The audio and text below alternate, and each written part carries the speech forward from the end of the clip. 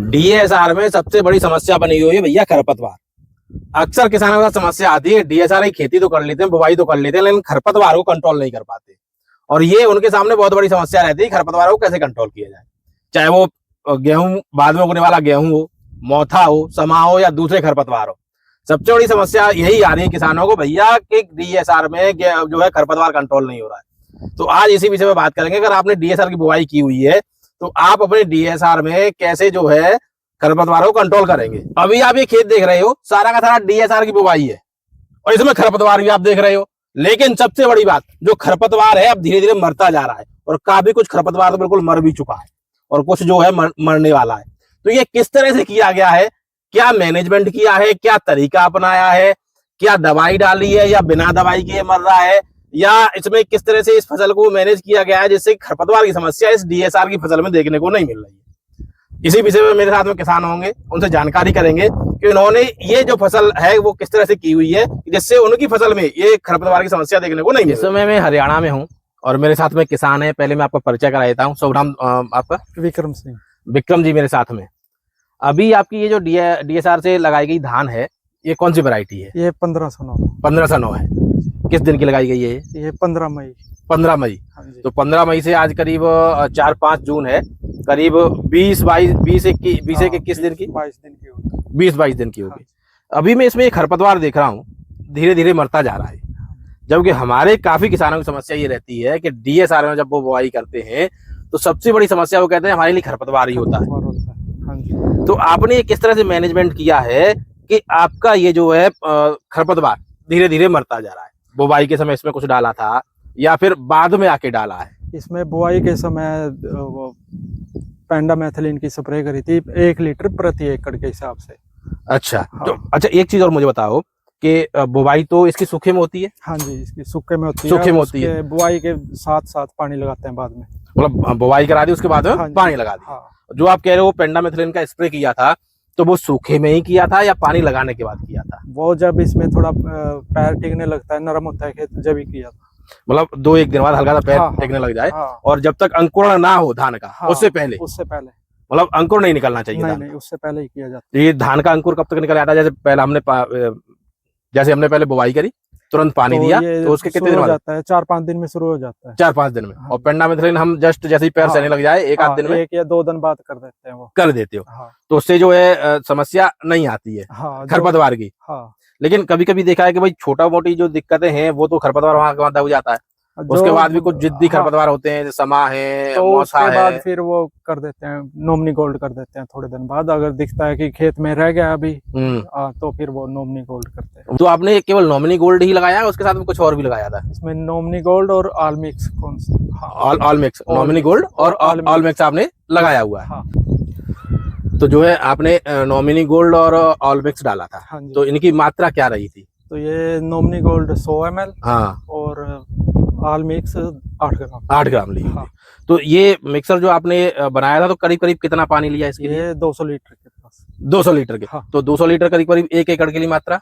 1 एकड़ की मात्रा है। तो ये दोनों मिक्स करके डाल देते हैं या अलग अलग डालना होता है? दोनों मिक्स करके, दोनों एक साथ इसको घोल के डाल दिया। तो ये करीब करीब कितने दिनों बाद ये इसका रिजल्ट इस तरह से दिखने लगता है कि भैया जो खरपतवार होता है, चाहे वो ये 4-5वें दिन नजर आ जाता है। 4-5वें दिन इस तरह की स्थिति नजर आ जाती है। ये पीला होना शुरू हो जाता है। देखो अभी आप लोग साथियों देखोगे तो ये देखो एक जगह नहीं है, आप कहीं भी नजर डालो सब जगह जो है ये आपको दिखने लगेगा कि भैया जो भी खरपतवार था सारा का सारा धीरे धीरे मरने लगा है। अच्छा, इससे जैसे बहुत ज्यादा कोई जिद्दी घास होती है, जैसे मान लीजिए समा हो गया या मोथा हो गया, तो वो भी मरती है या वो रह जाता है? ये ऑल मिक्स इसीलिए डालते हैं, वो सारा कुछ खत्म कर देती है।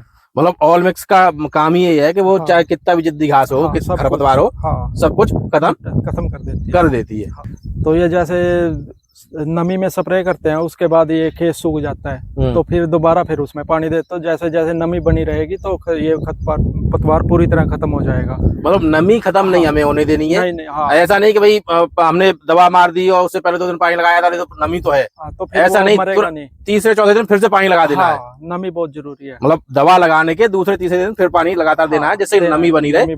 तो नमी में अच्छा काम करता है जो है ये दवा खरपतवार के लिए। तो ये सारा का सारा जो है आपको खरपतवार इस तरह की समस्या आपको देखने को नहीं मिलेगी। पहला खाद लगाते हैं वो किस समय लगाते हैं? ये 20 से 25 दिन के आसपास खाद लगा के और 10 से 15 किलो के हिसाब से और फिर पानी लगा देते हैं। मतलब जो हमें दूसरा पहला खाद लगाना है 10 से 15 किलो का पहला खाद लेना है और उसके बाद में ये पानी लगा देना।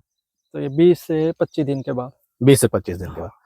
तो साथियों मुख्यतः ये समस्या सबसे बड़ी आपके साथ में आ रही थी खरपतवार की DSR में। तो आपको विक्रम जी ने बता दिया कि भैया अगर आप नॉमिनी गोल्ड और ऑलमैक्स लगाते हो साथ में तो कितना भी जिद्दी खरपतवार हो आपकी DSR में खरपतवार की समस्या देखने को नहीं मिलेगी। अच्छा, दूसरी जो रुपाई से भी करते हैं धान, तो उसमें भी इसको यूज कर सकते हैं। उसमें भी ये यूज हो जाती है, उसमें भी आप इसको यूज कर सकते हो। जरूरी नहीं कि भैया DSR में आपकी खरपतवार की समस्या है, अगर आपकी रुपाई से आप धान कर रहे हो उसमें भी खरपतवार की समस्या है तो भैया याद कर लो नॉमिनी गोल्ड और ऑलमैक्स, ये दोनों दवाएं आपके खेत में काम करने वाली हैं। बहुत ही सस्ती दवाएं, कोई बहुत महंगी नहीं है, क्योंकि आजकल इतने महंगे टेक्निकल आ रहे हैं और किसान महंगे के नाम पे ये समझ में आता है किसान को कि भैया बहुत ज्यादा अच्छा काम करेंगे तो वो सस्ते की तरफ न जाके महंगे की तरफ भागता है, भले ही महंगा टेक्निकल काम कर रहा हो नहीं कर रहा हो, और उसी काम को आपका सस्ता सा टेक्निकल जो आपका नॉमिनी गोल्ड और जो है ऑलमैक्स करके दे रहा है, हो सकता है एक बार को आपके महंगे टेक्निकल काम करके नहीं दे, वो आपका ये पूरा काम करके देगा, खरपतवार आपको जो है पूरा मार के दिखाएगा। अब जैसे मैं कह रहा था भैया कुछ जिद्दी खास होते हैं पूरी तरह खत्म हो जाते हैं। अभी आप देखोगे, ये देखो ये समा है इसमें, ये देखिए, ये मैं इसको निकालूं अगर तो ये देखो पूरा एक तरह से देखो, अब पानी में धोने भर से पूरी पत्तियां झड़ के खराब हो गया, पूरा सड़ चुका है। दूसरा एक और दिखा दूं मैं, यहाँ पे आप देख लो, ये देखो ये, तो ऐसा नहीं कि भैया ये खत्म नहीं हो रहा, ये देखो बिल्कुल भी जान नहीं बची हुई है। अच्छा, अभी इसमें कितने दिन हो गए दवाई मारे हुए भैया? अभी 4-5 दिन हो गए। 4-5 दिन में ही आप ये देखोगे इस तरह की स्थिति है कि 4-5 दिन में ही जिद्दी से जिद्दी घास बिल्कुल खत्म होती जा रही, बाकी की घासों का तो भैया पता नहीं है। और दूसरा, अगर मैं अभी इसमें अगर मोथा होगा तो कोशिश करता हूँ मोथा अगर दिख जाए तो मोथे का रिजल्ट भी दिखा दूं कि मोथे का रिजल्ट किस तरह का है, भाई मोथा खत्म हो रहा है या नहीं हो रहा है। अब जैसे मैं कह रहा था कि मोथे की भी दिखा दूं, कुछ मोथे के पेड़ आपको मैं दिखाता हूँ। देखो ये देखो बिल्कुल एक तरह से ये जो है पीला पड़ चुका है, और थोड़ा सा मैं और दिखा दूं कि किस तरह का है। ये देखो मोथा भैया ने दिखाया, ये देखो। और इसकी अगर मैं नीचे से जड़ों की बात करूं तो ये देखो गांठ भी इसकी मुझे दो है, पानी में धो लेता हूं जरा, खत्म हो गई। ये देखो ये गांठ भी इसकी जो है बिल्कुल खत्म होती जा रही है। और मोथे की सबसे बड़ी बीमारी यही है कि भैया अगर गांठ बच गई तो फिर आप मोथे को खत्म नहीं कर सकते। तो ये इस तरह का है कि अगर एक बार आपने लगा दिया तो मोथा जैसी घास भी आपके खेत में दोबारा से देखने को नहीं मिलेगी।